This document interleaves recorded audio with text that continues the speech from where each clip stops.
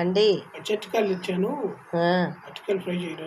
అరటికాయ ఫ్రై చేస్తాను. ఓకే అండి ఫ్రెండ్స్, ఈరోజు అరటికాయ ఫ్రై చేస్తున్నానండి. పచ్చడి ఎలా చేస్తాననేది ఈజీగా, చాలా సింపుల్గా బాగుంటుంది.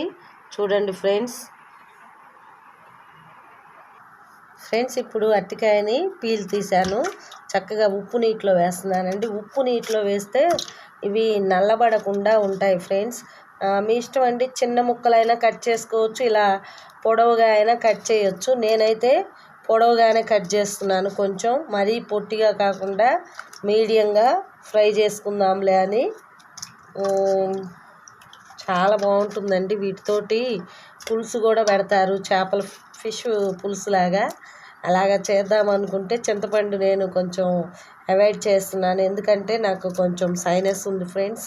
అందుకని చెప్పేసి చింతపండు తినకూడదని నేను తింటం లేదనమాట. ఇప్పుడు మనము వీటిని చక్కగా ఉప్పు నీటిలో వేసుకొని కొంచెం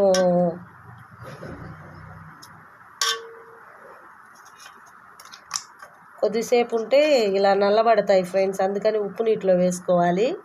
కట్ చేసుకొని ముక్కలు పొడవుగానే కట్ చేసేయాలండి ఫ్రెండ్స్. అరటికాయ ముక్కలు ఉప్పు నీటిలో వేసాను. ఒక ఉల్లిపాయ, 2 పచ్చిమిర్చి కావాలి. ఇప్పుడు పోపు వేసుకుందాం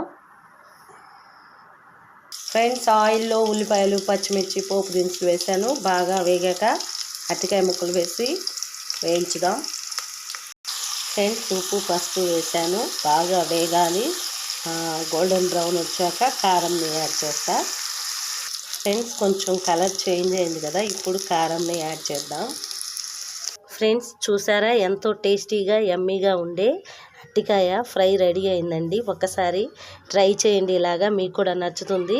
నచ్చితే మాత్రం ఒక లైక్ చేసి, షేర్ చేసి, సబ్స్క్రిప్షన్ చేసుకోండి. Thank you for watching friends. నచ్చితే లైక్ చేయండి.